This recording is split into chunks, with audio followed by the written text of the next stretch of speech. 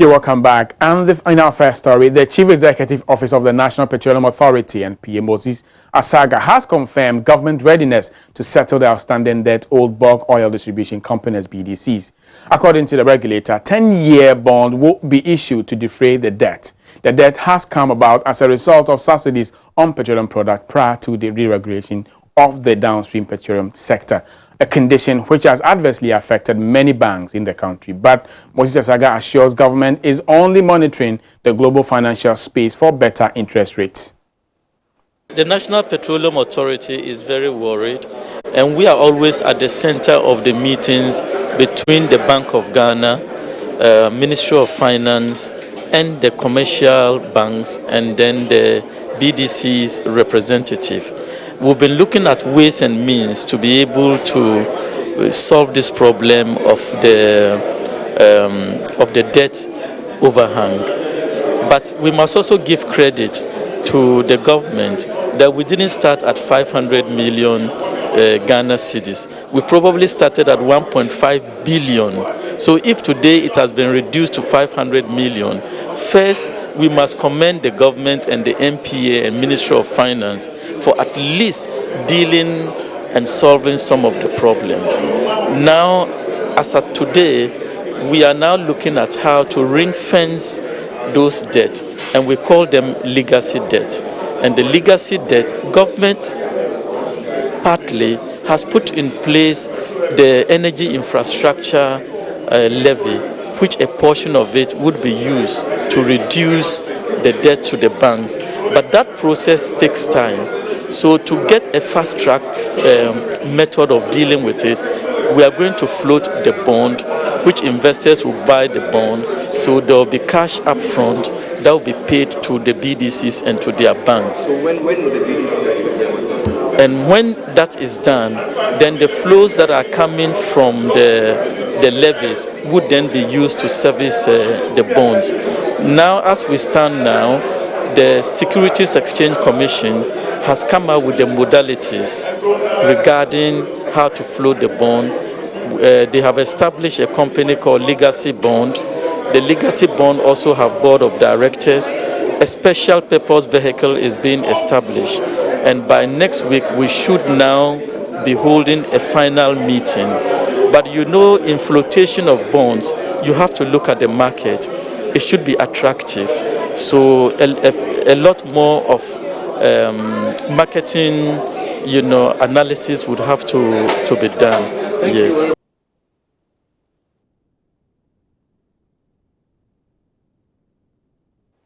And in other stories, transport app Uber says they expect to create about 1,000 jobs for the youth in the transport sector.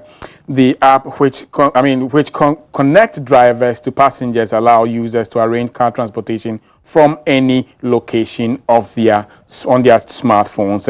Leon Mortia is the head of Uber expansion efforts in Ghana, and he says drivers get to make a gross income of about 1,000 cedis per week in using their services. We had a good number of drivers who made 1,000 cedis, over 1,000 cedis. Our top driver was actually closer to 2,000 cedis in gross earnings, right? So obviously from that amount, you have to take out fuel, you have to take out wear and tear on the car, and amortize your insurance and so on and so forth. But what we're seeing is that Ghanaians are very excited to find an alternate way of rounding out the end of the month, so sort of padding their income at the end of the month.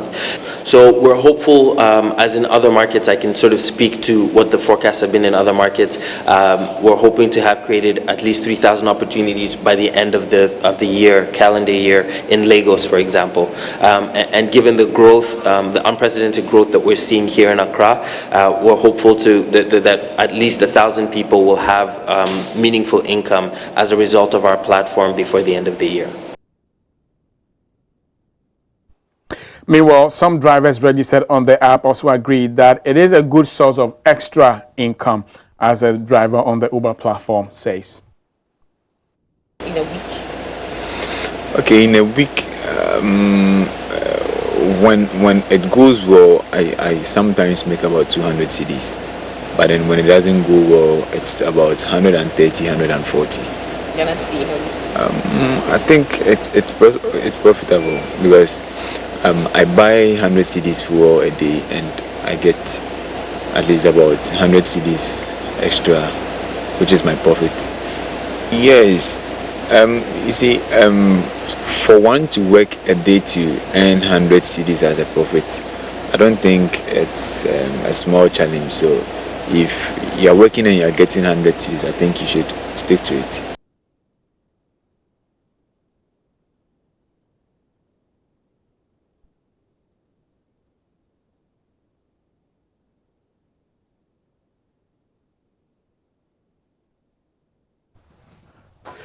And we bring you a preview of the Joy Business Van from the third Startup Dialogue, which focused on partnership for startups. The idea of starting your business is undoubtedly daunting. There are many factors to consider, such as the decision to begin your startup with partners or on all your own.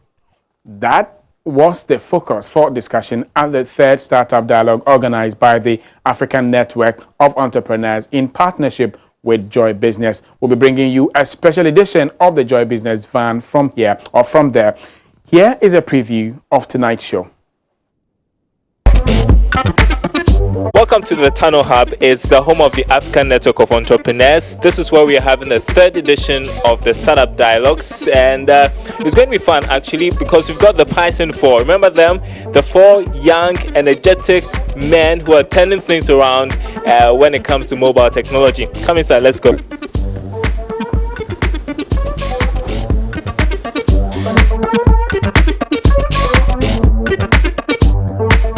What is your thoughts on partnerships, and why is it that partnerships don't work, but in your case it is working beautifully well? I think the first reason for our successful partnership is the fact that we've known each other for a long time.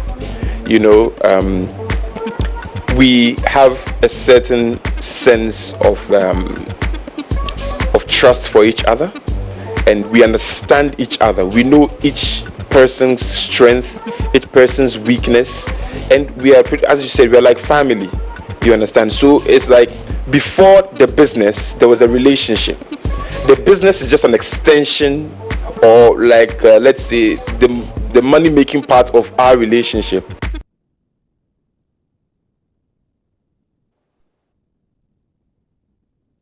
The fashion industry is, in and for that matter, Ghana has evolved over the years, making significant contribution to economic development.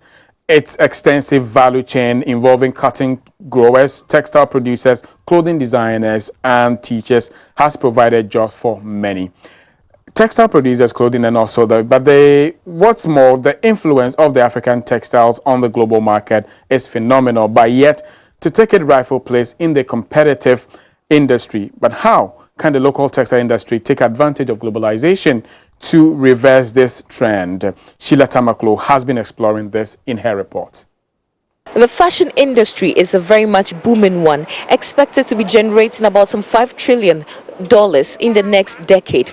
Now, the African fashion industry is making its strides and impacts on the global scene. Yet, there has been challenges of finding a sustainable market, both locally and externally. We believe that globalization is the key. So today we are going to explore how to commercialize our African fashion and the local textiles, both foreign, on the international platform and on the local market.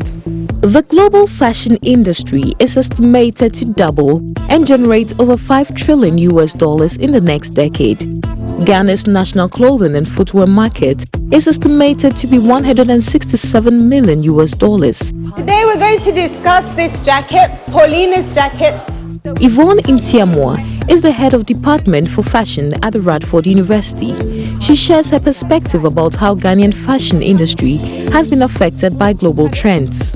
Defining globalization, I would say here in Ghana, the designers in the past, they think very local. especially using our African prints as we know it. We think very local. We don't consider other skin tones. We think about our neighbor, whether the lady in church will like what I'm wearing. So straight away, we're not thinking of the mass market. Okay, what weather is it in South Africa? Just even thinking of the continent. Will somebody in Kenya be able to wear this? Yeah, even thinking about the continent, we don't do that. We just think about the girl we saw down the road wearing that lace dress, and we just want to mimic that lace dress. But will that lace dress sell if I make 1,000 pieces and I want to ship it? What country will it sell to? And it's those sort of questions, if we ask ourselves those sort of questions, that's when we can answer the globalization question. Can anybody see any obvious things wrong with the jacket? Fashion is definitely not arts and culture, which is where it's placed at the moment. It's definitely an industry. If we look at the rest of the world, the model of France, Paris and London is a huge industry and has huge turnover. We have gone past the time where it's Adam and Eve, where we can just go out naked. If I came to work naked, I'll be thrown out the building. I'll be considered a mad person. Fashion and clothing is an integral part of life. It's as important as food. And food is a huge industry. So then why can't fashion and clothing and garment industry be just as big? It is in the rest of the world. It's only here in Ghana that we regard it as art and culture. It's not. It's a huge industry. It has huge turnover.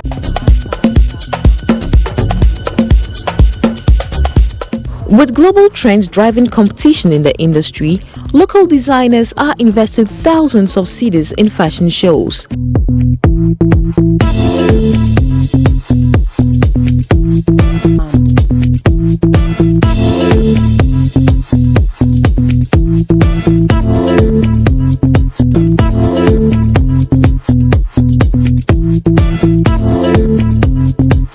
There is also an increase in demand for a wide range of fabrics by designers, resulting in an increased importation of fabrics, including cheap pirated ones from China.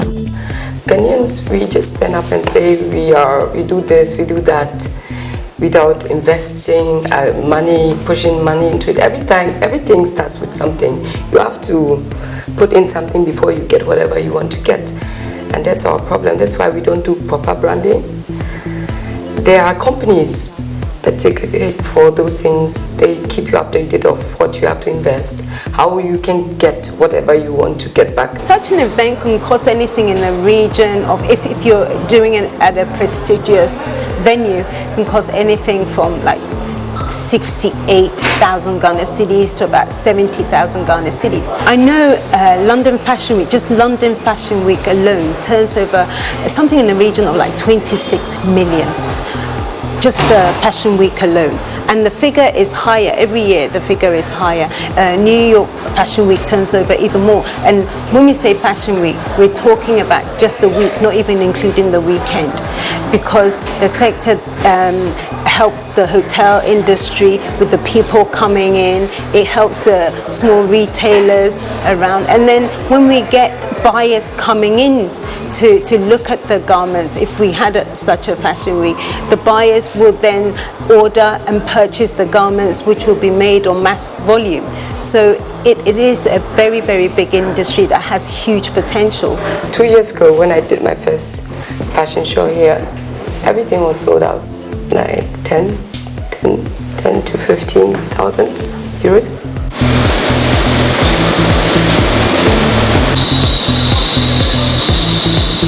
Local textile manufacturing firms have played a major role in the development of Ghana's fashion industry and its recognition globally. Statistics show local textile companies produced a total of 129 million yards in 1977. This, however, declined to a total of 46 million yards in 1995.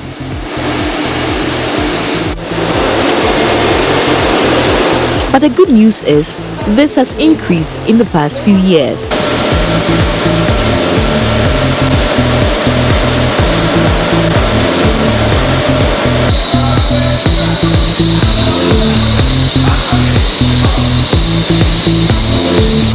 The head of marketing at GTP, Stephen Badu, says the company currently does about $8 million worth of exports across the African sub-region. I bet you've heard the name Asisewa, Edibring Soja, Bura, and Trabeku. These are some of the names of our local fabrics that we have on our market today. Now, since the introduction of the Friday wear, there has been an increased demand in African print designed attires. I mean, it's been ranging from African print socks right down to a suit. This has gained global recognition and the demand keeps growing and growing. The textile industry or the African print industry, it's a growing one. It's a booming one. Year on year, we estimate, it's an estimate, we don't have the... So that was a special report compiled by Sheila Tamaklu of our business desk for you for the holiday edition of Marketplace. So you could be selecting some fabric and textiles in there for your Ramadan or some Salah show this tonight. So that's it. Now we're moving on here on the Marketplace. We're doing some numbers for you though.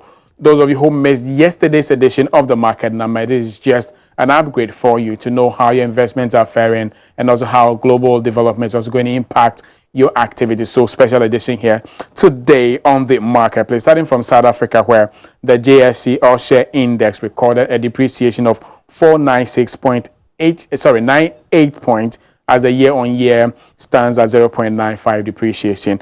And Nigeria, the largest economy in Africa, recorded a decline of 298.90, but still retained that 1.27 upward appreciation of the year-on-year performance as far as that buzz is concerned. Now let's look at the EGX30 index in Egypt, which also saw a decline of 201.07 points to close the year-on-year at positive 2.52%.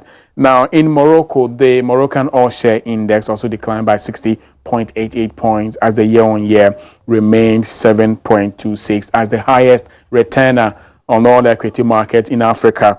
Now, let's look at the Nairobi All Share Index in Kenya, which also declined by 0.39 points, but the year-on-year remained 3.86 in the negative side. Now, we're moving on to Tunisia, where the Tun Index also declined by 127.61 points, but year-on-year remained in the upside of 5.85%. And in Ghana, the market did see some decline of about 0.80 points as the year-on-year in terms of the composite index remained negative 10.44, and the BRVM, which is a composite index of all the Francophone West African countries, also declined by 1.77 as the year-on-year dropped to negative 0.33%. Finally, Mauritius's Semidex also depreciated by 1.40, and still the year-on-year remains in a negative 3.31. So most of the African markets not doing that well here on the continent, I'm sure, because of the impact of Brexit and how its implication on the stock market. But then gold is also gaining more. But then in Ghana here, still on the equities market, we had a total value of about 77,661 in terms of volume at a value of 53,242 as against 722,820 the previous day. That brought market capitalization to 54,786.23 million Ghana cedis. And as I did indicate earlier, the financial index is currently wallowing around 13.47 in the negative year-on-year insofar as the performance is concerned. And the UT Bank, the only loser on the market and also the only mover on the equities market here in Ghana. Let's move on to Nigeria to look at those that really made the mark in making some money for investors in Nigeria. Wando topped the rank after I returned 68 kobos to their investors, followed by